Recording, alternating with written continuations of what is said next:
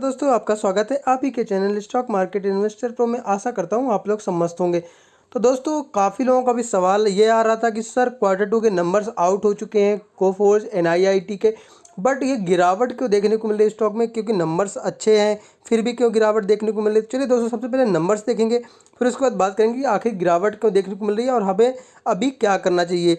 और corporate action bonus dividend वगैरह मिला है तो कितना मिला है उस पर बात होने वाली है। तो सबसे पहले रिजल्ट को देखेंगे, बाकी बातें रिजल्ट देखने के बाद करेंगे। दोस्तों, जितने भी डिजिट्स हैं मिलियंस में दिए गए। पिछले क्वार्टर का रिजल्ट है, ये पिछले क्वार्टर का, ये पिछले साल का, ये करंट टाइम का देखने को मिल रहा है। अगर हम बात करें कंपनी कितना कमा रही है, टोटल इनकम की बात करें तो पिछले साल कंपनी कमा रही थी 6132 मिलियंस का, जो कि इस बार ज़बरदस्त ग्रोथ में दिखा रहा है 8854 मिलियंस का। मतलब कि कंपनी को शानदार फ़ायदा देखने को मिल रहा है ईयर ऑन ईयर में।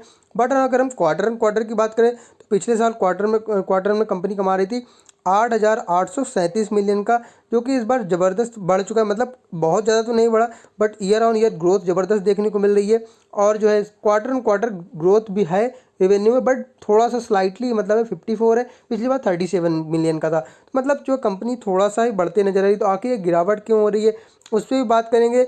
लेकिन सबसे पहले देख लेते हैं कंपनी ने खर्चा कितना किया है, क्योंकि खर्चा बढ़ जाएगा तो क्वार्टर ऑन क्वार्टर कंपनी को गिरावट भी देखने को मिलेगी। तो यहाँ पे अगर हम बात करें कंपनी के टोटल एक्सपेंसेस की, तो 5594 मिलियंस का था, जो कि इस बार खर्चा बढ़ चुका है 7381 मिलियंस का। मतलब कि ईयर ऑन ईयर कंपनी में खर्चा भी ज़बरदस्त बढ़ा है। क्वार्टर ऑन क्वार्टर की बात करें तो क्वार्टर ऑन क्वार्टर में कंपनी का खर्चा भी मतलब बढ़ चुका है 7033 करोड़ उसका मिलियंस का था, जो कि इस बार बढ़ते हुए नज़र आ रहा है। इससे पता चलता है कंपनी का रेवेन्यू गिरा है क्वार्टर ऑन क्वार्टर, बट खर्चा बढ़ चुका है, इसीलिए कंपनी को लॉस हो रहा है। प्रॉफिट फॉर द पीरियड की बात करेंगे तो कंपनी को ज़बरदस्त लॉस नज़र आ रहा है। 446 मिलियंस का था, जो कि इस बार ग्रोथ में दिखा रहा है। आप देख सकते हैं यहाँ पे 1263 मिलियंस का 1263 मिलियन कमा रही, पिछले बार जो 446 मिलियन का था। मतलब ईयर ऑन ईयर की बात करें तो कंपनी में कहीं भी प्रॉब्लम नज़र नहीं आती, ज़बरदस्त ग्रोथ में नज़र आ रही है कंपनी। बट अगर हम क्वार्टर ऑन क्वार्टर की बात करें तो शानदार गिरावट देखने को मिल रही है। यहाँ पे 1717 मिलियन का 1717 मिलियंस का देखने को मिल रहा है। शानदार गिरावट भी देखने को मिल रही है। गिरावट क्यों दोस्तों, आपको पता है सीधा सीधा गिरावट इसलिए है क्योंकि यहाँ खर्चा कंपनी का ज़बरदस्त ग्रोथ दिखा रहा है, बट जो क्वार्टर ऑन क्वार्टर में कंपनी का सेल्स बढ़ना चाहिए, रेवेन्यू होना चाहिए, वो नहीं बढ़ रहा है, इसलिए कंपनी में गिरावट देखने को मिल रही है। अदरवाइज कंपनी में कहीं भी कोई प्रॉब्लम नज़र नहीं आती है, क्योंकि कंपनी का सेल्स इंप्रूवमेंट हो ही रहा है, तो उसमें कहीं भी कोई प्रॉब्लम नज़र ही नहीं आ रही है। दोस्तों, दो तीन खर्चे जो कंपनी के बढ़ चुके हैं। पहला जो खर्चा बढ़ा है एम्प्लॉय बेनिफिट, मतलब एम्प्लॉय को बेनिफिट देने के लिए उसमें खर्चा पिछले जो क्वार्टर में देखने को मिला 5046 मिलियन का था, जो कि इस बार बढ़ चुका है 200 लगभग 30 मिलियन का बढ़ चुका है, 5276 मिलियन का देखने को मिला। फाइनेंशियल कॉस्ट भी कंपनी का बढ़ चुका है 133 मिलियंस का देखने को मिला, जो कि पिछले बार 86 मिलियन का था, इसलिए कंपनी के खर्चे बढ़ चुके हैं। अदरवाइज कंपनी का रेवेन्यू ग्रोथ कर रहा है ईयर ऑन ईयर और क्वार्टर ऑन क्वार्टर दोनों में कंपनी को ज़बरदस्त फायदा देखने को मिल रहा है। अगर ईपीएस की बात करें तो कंपनी का ईपीएस देख सकते हैं 7.36 का, जो कि इस बार बढ़ चुका है 20.84 का देखने को मिल रहा है। क्वार्टर ऑन क्वार्टर बात करें तो गिरावट देखने को मिल रही है 28.34 का। मतलब जैसे कंपनी का जो है प्रॉफिट गिरता है, वैसे ही कंपनी का ईपीएस भी गिर जाता है। तो चलिए हम यहाँ पे देख लेते हैं कंपनी का टोटल एसेट कितना नज़र आ रहा है, क्या टोटल एसेट में बढ़ोतरी देखने को मिल रही है, गिरावट देखने को मिल रही है। अगर हम एसेट की बात करें तो पिछले जो क्वार्टर में एसेट देखने को मिला था 22,497 मिलियन का, जो कि इस बार 29,644 मिलियन का। मतलब कि एसेट क्वालिटी में कंपनी ने इम्प्रूवमेंट दिखाया है और शानदार कंपनी का एसेट बढ़ा है। दोस्तों, हमने स्टैंड अलोन तो रिजल्ट देख लिया, एक बार कंसोलिडेटेड रिजल्ट भी देख लेते हैं। तो कंपनी का कंसोलिडेटेड रिजल्ट की बात करें तो कंपनी का जो है टोटल रेवेन्यू 11,576 का था, जो कि इस बार बढ़ चुका है 15,671 मिलियन का देखने को मिल रहा है। पिछले क्वार्टर में 14,770 मिलियन का था। तो कंसोलिडेटेड रिजल्ट की बात करें तो शानदार कंपनी परफॉर्मेंस देती हुई दिखाई दे रही है। ईयर ऑन ईयर और क्वार्टर ऑन क्वार्टर दोनों में कंपनी का रेवेन्यू जबरदस्त ग्रोथ दिखा रहा है। तो कंपनी का टोटल एक्सपेंस वगैरह जो काट कूट के कंपनी को फायदा कितना देखने को मिल रहा है, तो वो हम देख लेते हैं कंपनी कितना कमा रही है। प्रॉफिट फॉर द पीरियड की बात करेंगे तो पिछले बार कंपनी 1222 मिलियन कमा रही है, जो कि 1615 मिलियन का देखने को मिल रहा है। अगर हम बात करें पिछले क्वार्टर से तो जो है पिछले क्वार्टर में 1312 मिलियन कमा रही थी। मतलब कि अगर कंसोलिडेटेड रिजल्ट की बात करें तो year on year, quarter on quarter दोनों में कंपनी को फायदा देखने को मिल रहा है, क्योंकि बहुत सी सब्सिडरीज होती हैं तो उनको अगर हम टोटल रेवेन्यू की बात कर ले तो कंपनी को बहुत ही शानदार फायदा देखने को मिल रहा है। सेम आपको ईपीएस में देखने को मिल रहा है 19.93 का था, जो कि इस बार 24.21 का देखने को मिल रहा है।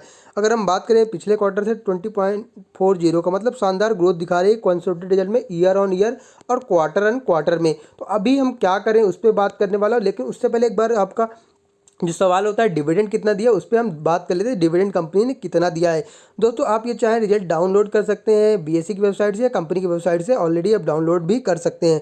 तो यहाँ पे हम बात करेंगे, कंपनी बहुत ही शानदार सेकंड इंटरिम डिविडेंड दिया, मतलब एक बार पहले भी दे चुकी है। 13 रुपये का एक जबरदस्त डिविडेंड भी देखने को मिला, बहुत ही शानदार डिविडेंड कंपनी ने दे दिया है। 13 रुपये पर इक्विटी शेयर का आपको देखने को मिल रहा है। इसका रिकॉर्ड डेट और जो है वो भी बात कर लेते हैं, कंपनी ने रिकॉर्ड डेट कब फिक्स किया है। तो दोस्तों इसका रिकॉर्ड डेट आपको यहाँ पे देखने को मिल जाएगा 8 नवंबर कंपनी रिकॉर्ड डेट किया है, तो मतलब 7 तारीख एक्स डेट होने वाली है। तो 6 तारीख को आपको खरीदना, अगर आपको डिविडेंड चाहिए तो 6 तारीख को आपको इसको खरीदना पड़ेगा और इसको होल्ड करना पड़ेगा 8 तारीख तक, तब आपको 13 रुपये का एक शानदार डिविडेंड मिल जाएगा। दोस्तों बहुत से लोगों का पता नहीं होगा, तो ये कंपनी जो NIIT, आपने नाम सुना होगा NIIT, उसी की जो है कंपनी है। NIIT पहले नाम था, अभी कोफोर्ज हो चुका है। तो कंपनी कोफोर्ज के नाम से अभी लिस्टेड है NSE BSE पे। तो इसलिए बहुत से लोग NIIT ढूंढते हैं, तो उनके लिए बता दूं NIIT नहीं, अब कोफोर्ज लिमिटेड के नाम से कंपनी रजिस्टर्ड है। तो बहुत ही शानदार कंपनी है, लॉन्ग टर्म होल्ड करने वाली कंपनी है। लेकिन आज गिरावट क्यों हो रही है, चलिए उस पर हम बात कर लेते हैं। कंपनी का अगर एक बार थोड़ा सा फाइनेंशियल की बात करें तो कंपनी का जो है शानदार देखने को मिल रहा है। कंपनी का रिजर्व 1692 करोड़ का रिजर्व है कंपनी के पास। लॉन्ग टर्म पे कर्जा, तो लॉन्ग टर्म पे कुछ भी कर्जा नहीं दोस्तों। अब देखो 30 लाख का कर्जा लॉन्ग टर्म पे, मतलब कंपनी की डेप्ट फ्री, अब ऐसा बोल सकते हो। शॉर्ट टर्म पे कोई कर्जा नहीं है और कंपनी के एसेट क्वालिटी में ज़बरदस्त इंप्रूवमेंट देखने को मिल रहा है। कैश की बात करेंगे तो कंपनी के पास 402 करोड़ का कैश भी नज़र आता है, तो जो कि एक कंपनी को 5 स्टार बैलेंस शीट रेटिंग देने में कहीं भी कोई बुराई बिल्कुल भी नज़र नहीं आती।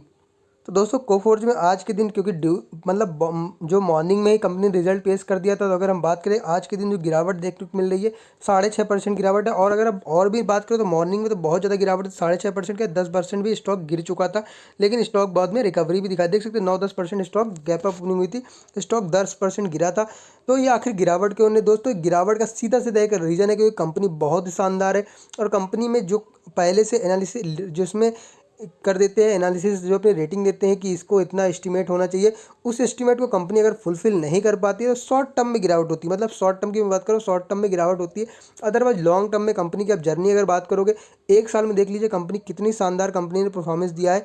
128% के मल्टी बैगर रिटर्न दिया है। अगर मैक्सिमम चार्ट पैटर्न की बात करेंगे तो 154% के शानदार रिटर्न कंपनी दे रही है। 2020 में लिस्टेड थी, 21 अगस्त को कंपनी कोफोर्ज के नाम से लिस्टेड हुई थी और जब से ज़बरदस्त जो है परफॉर्मेंस देता हुआ दिखाई दे रहा है। यहाँ पे आप थोड़ा नीचे आओगे तो आप देख सकते हो यहाँ पे एस्टीमेट बीट हुआ 13% से, उसके बाद पहले भी कंपनी ने एस्टीमेट हुआ था 8%, उससे 2 मंथ। तो क्या कंपनी आज जो एस्टीमेट बीट हुआ था पहले भी, तो क्या कंपनी नीचे गई थी? बिल्कुल भी नहीं दोस्तों। ये शॉर्ट टर्म के लिए मैं बताया हूँ। यहाँ पे जैसे आप देख सकते हो, यहाँ भी कंपनी नीचे गई थी, यहाँ भी नीचे गई थी और ये यहाँ पे जा रही है। तो हमें एक अपॉर्चुनिटी क्रिएट है, आज चाहें तो आप फर्स्ट इंस्टॉलमेंट लगा दीजिए कंपनी में, इससे बढ़िया मौका आपको नहीं मिलेगा। अगर 5,000 के नीचे कंपनी मिलती है तो कंपनी बहुत ही शानदार आपको परफॉर्मेंस देती हुई दिखेगी, क्योंकि कंपनी का अगर ऑल टाइम हाई की बात करें तो 6030, तो अभी कंपनी 1,000 रुपये डिस्काउंट पे मिल रही है। तो इस IT कंपनी है, नंबर क्या ख़राब है? तो नंबर बिल्कुल भी ख़राब नहीं। नंबर आपने देखा, नंबर में कंसोलिडेटेड रिजल्ट की बात करें तो ईयर ऑन ईयर और क्वार्टर ऑन क्वार्टर दोनों में ग्रोथ दिखा रही है, बट स्टोन डॉलर में थोड़ा सा दिक्कत देखने को मिल रही है। लेकिन एस्टीमेट जो लगाया था मार्केट उसको ही फुलफिल नहीं किया। अदरवाइज कंपनी जितने पैरामीटर शानदार लग रहे हैं, तो मुझे लगता है कंपनी में आपको लॉन्ग टर्म के लिए जाना चाहिए और कंपनी अगर आपके पास है तो इसको होल्ड करके रखना चाहिए। न्यू बाइंग के बारे में सोच रहे तब भी आपको बाई कर सकते हैं, लेकिन फाइनल डिसीजन आप पे छोड़ूंगा, आपको क्या करना है। मुझे जो लगता है मैंने आपको बता दिया है। तो चलिए मिलते हैं नेक्स्ट वीडियो में, तब तक के लिए बाय बाय, टेक केयर।